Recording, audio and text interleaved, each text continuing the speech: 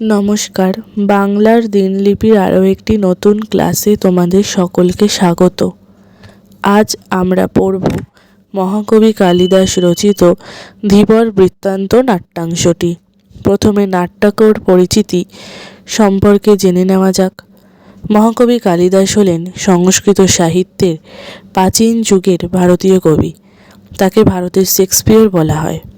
কথিত আছে তিনি আনুমানিক খ্রিস্টপূর্ব ৪র্থ-৫ম শতকে উজ্জয়িনীর রাজা বিক্রমাদিত্যের সভার নবরত্নের অন্যতম একজন ছিলেন।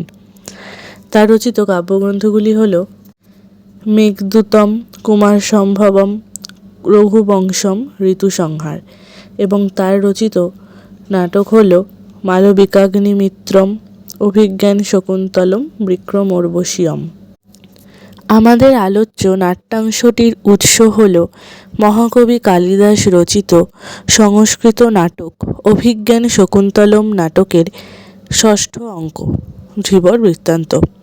নাট্যাংশটি সংস্কৃত থেকে বাংলায় তর্জমা করেছেন সত্যনারায়ণ চক্রবর্তী। নাটকটি আলোচনার পূর্বে নাটকের মূল চরিত্রগুলি সম্পর্কে কিছু তথ্য জেনে নেওয়া যাক। রাজা দুষ্মন্ত হলেন চন্দ্রবংশের ঐতি রাজার পুত্র। তিনি ছিলেন পরম ধার্মিক। তিনি মৃগয়া করতে বেরিয়ে মহর্ষি কর্ণের তপোবনে আতিথ্য গ্রহণ করেছিলেন। এবার আমরা মহর্ষি কর্ণ সম্পর্কে কিছু কথা জানব। মালিনী নদীর তীরে মহর্ষি কর্ণের তপোবন আশ্রম ছিল। তিনি ছিলেন বৈদিক ঋষি। এবার আমরা আমাদের নাট্যাংশের মূল চরিত্র শকুন্তলা সম্পর্কে কিছু তথ্য জানব। রাজশ্রী বিশ্বামিত্র ও অপ্সরা মেনকার কন্যা শকুন্তলা। মেনকা তার কন্যার জন্মের পর মালিনী নদীর তীরে কন্যাটিকে রেখে স্বর্গে গমন করেছিলেন। একটি শকুন তার পাখা বিস্তার করে সেই কন্যাকে রক্ষা করেছিলেন। সেই জন্য মহর্ষি কর্ণ সেই কন্যার নামকরণ করেছিলেন শকুন্তলা। যখন মহর্ষি কর্ণের তপোবনে রাজা দুষ্মন্ত আতিথ্য গ্রহণ করতে যান, সেখানে আশ্রম কন্যা শকুন্তলার রূপ লাবণ্যে মুগ্ধ হয়ে রাজা দুষ্মন্ত গান্ধর্ব মতে শকুন্তলাকে বিবাহ করেন এবং বিবাহের পরে রাজধানীতে ফিরে গেছেন। বলা বাহুল্য, দুষ্মন্ত ও শকুন্তলার একমাত্র পুত্রের নাম ভরত। পুরাণে কথিত আছে ভরতের নাম অনুসারে আমাদের দেশের নাম হয়েছে ভারতবর্ষ। এটা পুরাণ বলে। তাহলে আমরা দুষ্মন্ত, শকুন্তলা, কর্ণ সম্পর্কে তো জানলাম। এবারে আমরা পাঠ্যাংশের দিকে নজর দেব। তাহলে মহর্ষি কর্ণের তপোবনে কে এসেছিলেন? রাজা দুষ্মন্ত। সেখানে সে কাকে বিবাহ করেছিলেন? অপরূপ সুন্দরী শকুন্তলাকে। দেখো লেখা আছে মহর্ষি কর্ণের তপোবনে তার অনুপস্থিতি, অর্থাৎ তখন মহর্ষি কর্ণ ছিলেন না, তিনি ছিলেন সোমতীর্থে। তিনি সোমতীর্থেই আছিলেন। তো যাই হোক, তার অনুপস্থিতিতে শকুন্তলাকে বিয়ে করে রাজা দুষ্মন্ত রাজধানীতে ফিরে গেছেন। কিন্তু দীর্ঘ সময় পরেও শকুন্তলার খোঁজ নিতে কোনো দূত তপোবনে এলো না।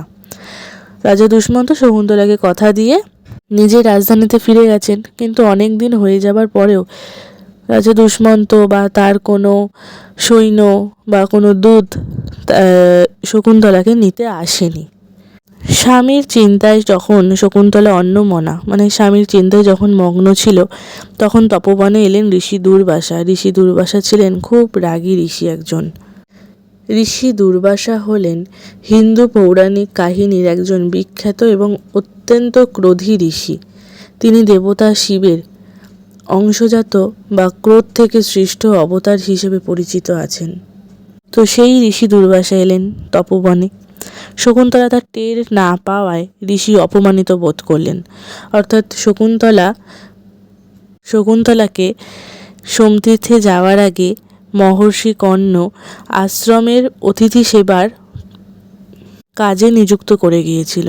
তো শকুন্তলা এখানে উপলব্ধি করেনি যে ঋষি দুর্বাসা এসতেন সেই আশ্রমে। তো ঋষি দুর্বাসা তো অপমানিত বোধ করলেন এবং অভিশাপ দিলেন। কি অভিশাপ দিলেন? যার চিন্তায় সে মগ্ন, সেই ব্যক্তি শকুন্তলাকে ভুলে যাবেন। শেষ পর্যন্ত সখী প্রিয়ংবদাকে শকুন্তলার একজন সখী প্রিয়ংবদার অনুরোধে ঋষি বললেন যে কোনো নিদর্শন দেখাতে পারলে তবে সাপের প্রভাব দূর হবে। অর্থাৎ কোনো যদি কিছু পরিচিত কিছু দেখাতে পারে তবে গিয়ে, বা কোনো বস্তু দেখাতে পারলে তবে গিয়ে শকুন্তলাকে রাজা দুষ্মন্ত মনে রাখবে। অর্থাৎ যার চিন্তায় সে মগ্ন সে তাকে মনে পড়ে যাবে। এখানে কার চিন্তায় মগ্ন ছিল? রাজা দুষ্মন্তের। এরপর দেখো, দুষ্মন্ত রাজধানীর উদ্দেশ্যে বিদায় গ্রহণের সময় শকুন্তলাকে যে আংটি পরিয়ে দিয়েছিলেন, সখীরা মনে করলেন সেই আংটি হবে ভবিষ্যতে স্মারক চিহ্ন, অর্থাৎ ভবিষ্যতে স্মৃতি রক্ষার বস্তু হবে ওই আংটিটি। মহর্ষি কর্ণ তীর্থ থেকে ফিরে শকুন্তলাকে প্রতি গৃহে পাঠানোর আয়োজন করলেন। মহর্ষি কর্ণ সোমতীর্থে গিয়েছিলেন, সেখান থেকে ফিরে এসে যখন জানলেন যে দুষ্মন্ত শকুন্তলাকে গান্ধর্ব মতে বিবাহ করে রাজধানীতে ফিরে গেছেন, তখন সে ভাবলেন শকুন্তলাকে তাহলে পাঠিয়ে দিতে হবে তার স্বামী গৃহে, অর্থাৎ প্রতি গৃহে। যথারীতি মহর্ষি কর্ণ শকুন্তলাকে নিয়ে তো রাজা দুষ্মন্তের রাজগারে গেলেন। দুষ্মন্ত সমীপে উপস্থিত হলে তিনি শকুন্তলাকে চিনতেও পারলেন না। ওই যে ঋষি দুর্বাসা অভিশাপ দিয়েছিল, যার চিন্তায় তুমি মগ্ন সে তাকে ভুলে যাবে। তাই সত্যিকারেরই দুষ্মন্ত শকুন্তলাকে চিনতেই পারলেন না। এদিকে যে আংটিটি দিয়ে গিয়েছিল সেই আংটিটির কি হয়েছিল দেখো। এদিকে পথে শচীতীর্থে স্নানের পর অঞ্জলি দেওয়ার সময় হাত থেকে খুলে পড়ে গেছে শকুন্তলার হাতের আংটি। অর্থাৎ যে আংটিটি ছিল ভবিষ্যতের স্মৃতিচিহ্ন রক্ষা করবে, যে আংটিটি, সেটাও হারিয়ে গেছে। শকুন্তলা অপমানিত হলেন রাজসভায়। শকুন্তলাকে চূড়ান্ত অপমানিত করল রাজা দুষ্মন্ত। সেই আংটিটি জলে পড়ে গিয়েছিল। এবার দেখো, ঘটনাক্রমে সেই আংটিটি পেল এক ধীবর, অর্থাৎ এক জেলে। আচ্ছা, এবার হঠাৎ করে এই জেলে বা এলো কেন, বা জেলেটি বা কে, বা জেলেটি বা আংটিটি পেল কি করে, সেটা আমরা আমাদের পাঠ্য নাট্য অংশটি পড়তে পড়তে জানতে পারবো। দেখো, নাট্যকার বলছেন, তারপর নগর রক্ষায় নিযুক্ত রাজশ্যালক এবং পিছনে হাত বাঁধা অবস্থায় এক পুরুষকে সঙ্গে নিয়ে দুই রক্ষীর প্রবেশ। হ্যাঁ, দুই রক্ষী তাড়না করে মানে তাড়াতে, ওরে বেটা চোর, বল মণিখচিত রাজার নাম খোদাই করা এই রাজার আংটি তুই কোথায় পেলি? পুরুষ মানে যাকে ওই হাত বাঁধা অবস্থায় আছে যে, সে ভয় পাওয়ার অভিনয় করে বলছে, মানে সে ভয় পাওয়ার মতো করে বলছে, আপনারা শান্ত হন, আমি এরকম কাজ অর্থাৎ চুরি করিনি। আচ্ছা, এখানে একটা কথা বলে রাখা ভালো, এই নাট্য অংশে যে দুই রক্ষী রয়েছে তার মধ্যে কোথাও সূচক জানুক লেখা আছে, কোথাও প্রথম রক্ষী দ্বিতীয় রক্ষী লেখা আছে।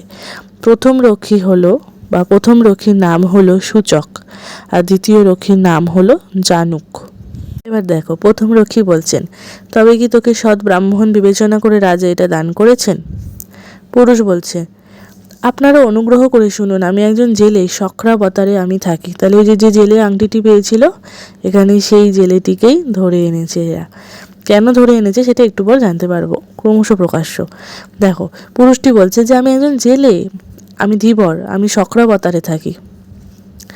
দ্বিতীয় রক্ষী অর্থাৎ জানুক বলছে, বেটা বাটপার মানে হচ্ছে প্রতারক, আমরা কি তোর জাতির কথা জিজ্ঞাসা করেছি? শ্যালক অর্থাৎ রাজশ্যালক বলছেন, সূচক, একে পূর্বাপর সব বলতে দাও, মধ্যে বাধা দিও না। দুই রক্ষী বলছে একসঙ্গে, তা আপনি যা আদেশ করেন, বল কি বলছিলি। এবারে দেখো, পুরুষের কথাগুলো ভালো করে বোঝো। পুরুষ অর্থাৎ ওই যাকে বেঁধে এনেছে যে ধীবর বা যে জেলে, সে বলছে, জেলেটি বলছে, আমি জাল, বড়শি ইত্যাদি নানা উপায়ে মাছ ধরে সংসার চালাই। শ্যালক হেসে বলছে, তা তোর জীবিকা বেশ পবিত্র বলতে হয় দেখছি, অর্থাৎ তোর জীবিকাটা তো বেশ ভালো। ব্যঙ্গ করেই বললো হয়তো। তাই পুরুষ বলছেন, মানে ওই ধীবর বা জেলে বলছেন, শুনুন মহাশয়, এরকম বলবেন না। যে বৃত্তি নিয়ে যে মানুষ জন্মেছে সেই বৃত্তি নিন্দনীয় বা ঘৃণ্য হলেও তা পরিত্যাগ করা উচিত না। অর্থাৎ যে কাজ নিয়ে জন্মেছে সেই কাজ যদি নিন্দনীয় বা ঘৃণ্য হয়, মানে ঘৃণার যোগ্যও হয়, তবুও সেটাকে পরিত্যাগ করা উচিত নয়। যার যেটা কাজ সে সেটা করবেই, যার যেটা কপালে রয়েছে বা যার যেটা ভাগ্যে রয়েছে তার সেটা হবেই। দেখো, এখানে ধীবর বলছেন, বেদজ্ঞ ব্রাহ্মণ স্বভাবে দয়াপরায়ণ হলেও, অর্থাৎ বেদ শাস্ত্র পাঠ করা কোনো ব্রাহ্মণ স্বভাবে দয়াপরায়ণ অর্থাৎ দয়াবান হলেও বা দয়ালু হলেও যজ্ঞের পশুবধের সময় নির্দয় হয়ে থাকেন। অর্থাৎ যজ্ঞের সময় আগে তো যে কোনো যজ্ঞেই পশু বলি দেওয়া হতো, যে কোনো পশু, সেই পশু বলি দেওয়ার সময় সে নির্দয় হয়ে থাকে, কারণ তখন তার বিবেকটা আর কাজ করে না। তখন সে পশুটি বলি দেওয়ার সময় সেই পশুর প্রাণের কোনো কথাই ভাবে না। শ্যালক বলছেন তারপর পুরুষ বলছে, এবার দেখো পুরুষ কি করে আংটিটি পেল। পুরুষ এখানে বলছে, অর্থাৎ সেই ধীবর বা জেলে বলছে, একদিন একটা রুই মাছ যখন আমি খণ্ড খণ্ড করে কাটলাম, অর্থাৎ সে জেলে মাছ ধরে, তো সে মাছ ধরে একটা রুই মাছ, বড় রুই মাছ ধরেছে, খণ্ড খণ্ড করে যখন কাটলো, তখন সেই মাছের পেটের মধ্যে মণি মুক্তায় ঝলমলে এই আংটিটি দেখতে পেলাম। পরে সেই আংটিটি বিক্রি করার জন্য যখন লোককে দেখাচ্ছিলাম, তখন আপনারা আমায় ধরলেন। মানে একটা এই মণি খচিত আংটিটা পেয়েছে, তো মণিমুক্তাযুক্ত আংটিটি যখন সে পেয়েছে, তখন সে ভাবলে এটাকে বিক্রি করব, বিক্রি করে তো আমি অনেক অর্থবান হব। তো বিক্রি করতে যখন গিয়েছিল হাটে, তখন ধীবরকে ধরে নিয়ে এসেছিল এই রাজশ্যালক আর দুই প্রহরী, বুঝলে। ধীবর বলছেন, আমি তো সত্যি কথাই বললাম, তাই বলছে এখন মারতে হয় মারুন, ছেড়ে দিতে হয় ছেড়ে দিন। তো আমি এবার আমার সত্যি কথা সব বলে দিলাম, এবার আপনার যেটা ইচ্ছা আপনি সেটা করুন, আমাকে মারতে হলে মারুন, ছেড়ে দিতে হলে ছেড়ে দিন। কীভাবে এই আংটি আমার কাছে এলো তা বললাম। শালক বলছে, জানুক এর গা থেকে কাঁচা মাংসের গন্ধ আসছে, অবশ্যই গোসাপ খাওয়া জেলে হবে। তবে আংটি পাওয়ার ব্যাপারে যা বলল তা একবার অনুসন্ধান করে দেখতে হবে, সুতরাং রাজবাড়িতেই যায়। রাজশ্যালক বলল যে আংটি সম্পর্কে যা বলছে সেটা ঠিকই হতে পারে, আমি রাজবাড়িতে গিয়ে খবর নিয়ে আসছি। দুই রক্ষী বলছেন, তবে তাই হোক, চল রে গাঁট কাটা। গাঁট কাটা মানে চোর, যার চৌর্যবৃত্তি করা স্বভাব। সবাই এগিয়ে চললেন। শ্যালক বললেন, সূচক সদর দরজার সাবধানে এই চোরকে নিয়ে অপেক্ষা করো। ইতিমধ্যে এই আংটি কিভাবে পাওয়া গেল সেসব বিষয় মহারাজকে নিবেদন করে তার আদেশ নিয়ে ফিরছি। দুই রক্ষী বলছেন, আপনি প্রবেশ করুন, মহারাজ এই সংবাদ শুনে খুব খুশি হবেন। বলছেন যে মহারাজ তার যদি হারিয়ে যাওয়া কোনো জিনিস ফিরে পান তবে খুব খুশি হবে, আপনি চলে যান। রাজশ্যালক বেরিয়ে গেলেন। এবারে দেখো দুই রক্ষী ধীবরকে নিয়ে ব্যঙ্গ করবে। দুই রক্ষীর কথোপকথন এবার রয়েছে, দেখো। প্রথম রক্ষী বলছেন, অর্থাৎ সূচক বলছেন, আমাদের প্রভুর দেখি খুব বিলম্ব হচ্ছে। দ্বিতীয় রক্ষী অর্থাৎ জানুক বলছেন, আরে বাবা অবসর বুঝে তবে না রাজার কাছে যাওয়া যায়। সূচক বলছে, অর্থাৎ প্রথম রক্ষী, জানুক একে মারার আগে এর গলায় যে ফুলের মালা পরানো হবে তা গাঁথতে আমার হাত দুটো এখনই নিষ্পিস করছে। জেলেকে দেখিয়ে দিল, জেলেকে দেখিয়ে বলছে, একে মারার আগে যে ফুলের মালা পরানো হবে না, তাটা আমার গাঁথতে খুব ইচ্ছা করছে। পুরুষ বা জেলে বলছেন, মহাশয় বিনা দোষে আমাকে মারবেন না। স্বাভাবিক, ওই পুরুষ জেলেটি তো কোনো ভুল করেনি, সে পেয়েছিল তাই সে বিক্রি করতে গেছিল। দ্বিতীয় রক্ষী বলছেন তাকিয়ে দেখে, এই তো আমাদের প্রভু মহারাজের হুকুমনামা হাতে নিয়ে এদিকে আসছেন, হয় তোকে শকুনি দিয়ে খাওয়ানো হবে, না হয় কুকুর দিয়ে খাওয়ানো হবে। মানে রাজশ্যালককে দেখে এবার বলছে, তোকে এবার শকুন দিয়ে খাওয়ানো হবে, না কুকুর দিয়ে খাওয়ানো হবে। রাজশ্যালক আসলেন। শ্যালক বলছেন, সূচক এই জেলেকে ছেড়ে দাও, আংটি পাওয়ার ব্যাপারে এ যা বলেছে তা সব সত্যি বলে প্রমাণিত হয়েছে। সূচক অর্থাৎ প্রথম রক্ষী বলছেন, তা প্রভু যা আদেশ করেন। দ্বিতীয় রক্ষী বলছে, এই জেলে জমের বাড়ি গিয়ে আবার ফিরে এলো, জেলের হাতের বাঁধন খুলে দিল। মানে বাঁধন খুলতে খুলতে বলছে জমের বাড়ি থেকে আবার ফিরে এলো। পুরুষ অর্থাৎ ওই জেলেটি শ্যালককে প্রণাম করে বলছেন, প্রভু আজ আমার সংসার চলবে কিভাবে। শ্যালক বলছেন, মহারাজ আংটির মূল্যের সমান পরিমাণ এই অর্থ খুশি হয়ে তোমায় দিয়েছেন। জেলেকে টাকা দিলেন, অর্থাৎ ওই আংটিটির যত দাম, এই আংটিটি তো রাজাকে ফিরিয়ে দিলেন, তো রাজা সেই আংটিটির দামের সমপরিমাণ দাম দিল জেলেকে। একটু তোমরা মনে করে দেখো, ঋষি দুর্বাসা শকুন্তলাকে কী অভিশাপ দিয়েছিল। প্রথমে অভিশাপ দিয়েছিল যে যার চিন্তায় সে মগ্ন সে তাকে ভুলে যাবে।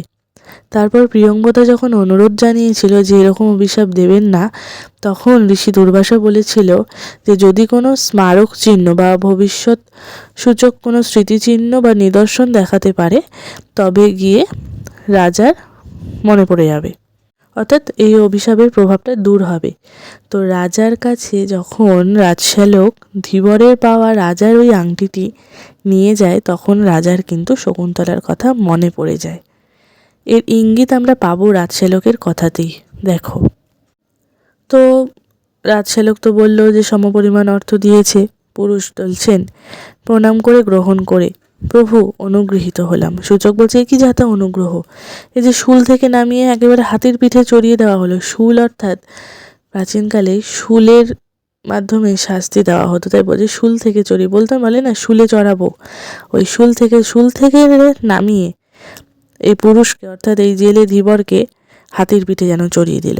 জানক বলছেন, হুজুর যে পরিমাণ পারিতোষিক দেখছি, পারিতোষিক মানে পুরস্কার দেখছি, তাতেই বোঝা যাচ্ছে সেই আংটিটা রাজার খুব প্রিয় ছিল।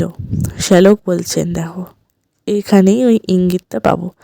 দামি রত্ন বসানো বলে আংটিটা রাজার কাছে মূল্যবান মনে হয়েছে এমনটা আমার মনে হয় না।